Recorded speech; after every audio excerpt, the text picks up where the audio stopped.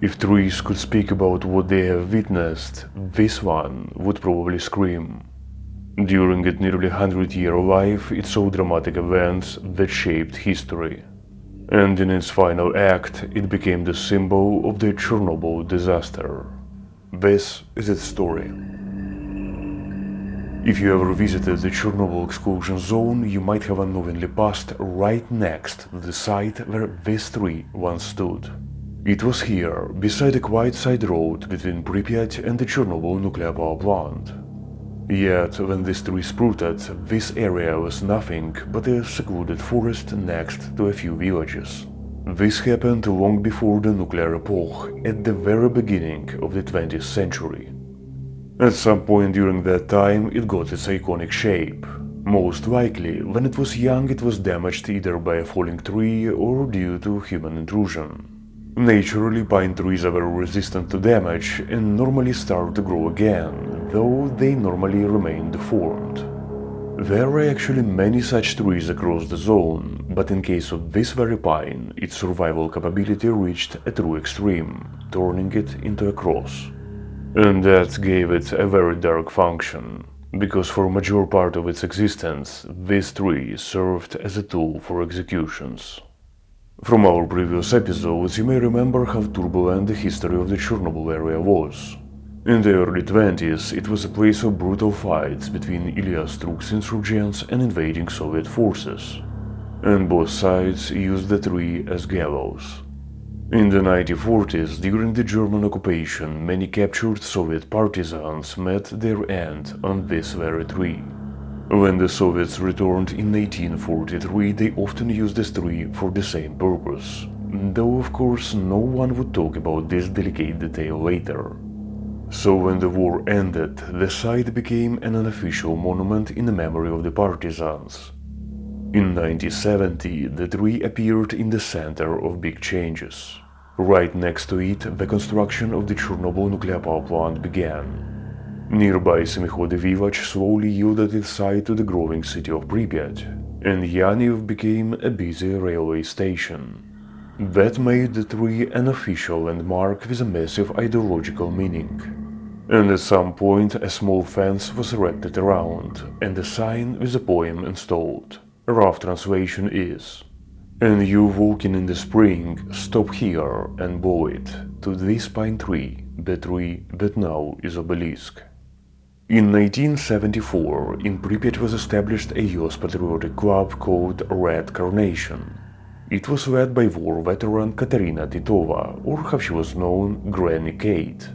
The club collected and researched information about those who participated in battles on Chernobyl land during the Second World War. They also assisted veterans in the villages and maintained war monuments, including the memorial near the famous tree.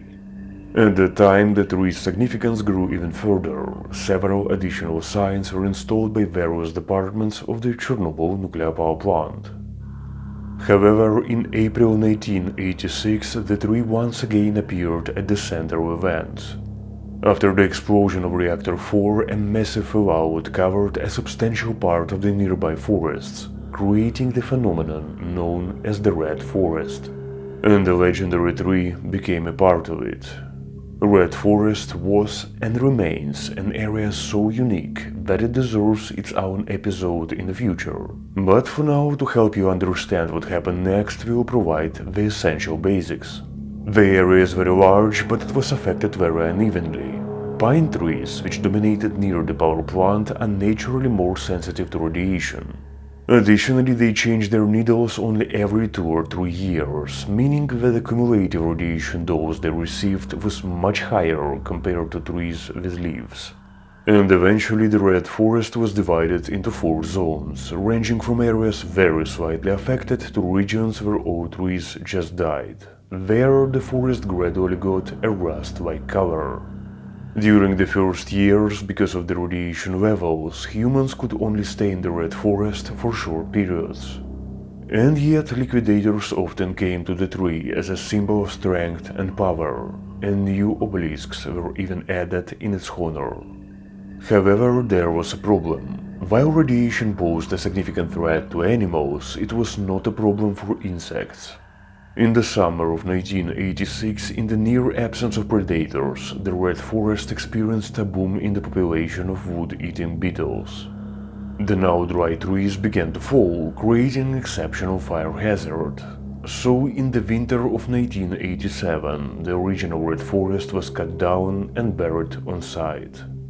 But it was decided to keep the famous tree. And standing in the center of scorched land, it looked so incredibly powerful that its image imprinted itself on the memory of anyone who saw it. The sight of the tree with the sarcophagus in the background became truly iconic. This is how it gradually, instead of serving as a war memorial, became the early symbol of the Chernobyl disaster. I recall it very well. In the 90s you could find it on badges, in books, and even as the logo of the internal newspaper of the Chernobyl zone, the Bulletin of Chernobyl.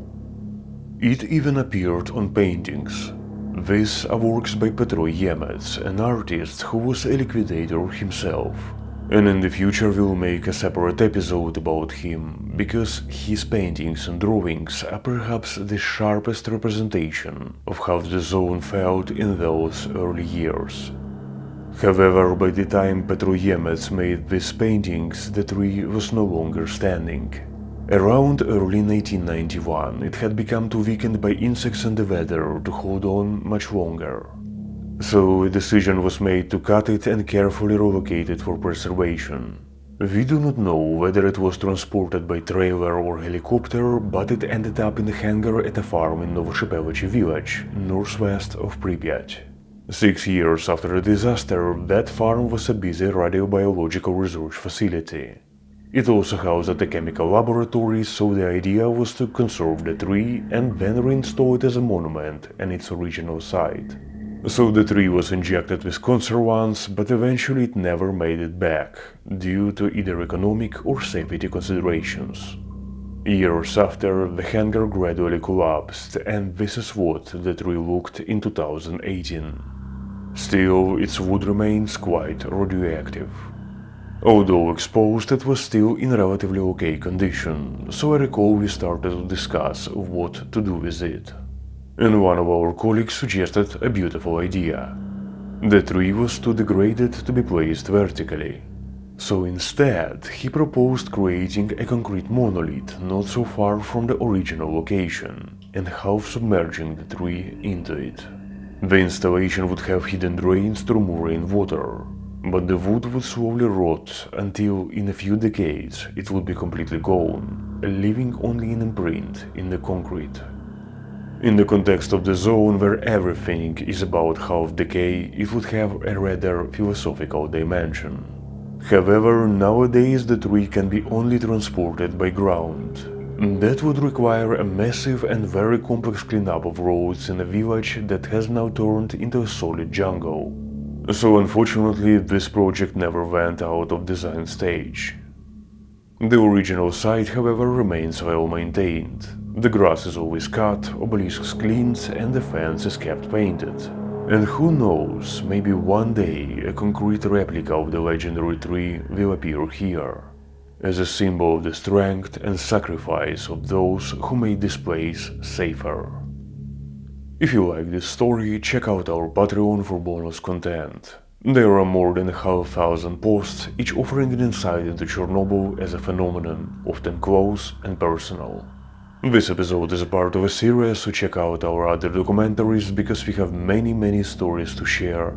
Thank you for watching and see you next time in the next episode of Chornobyl Uncharted.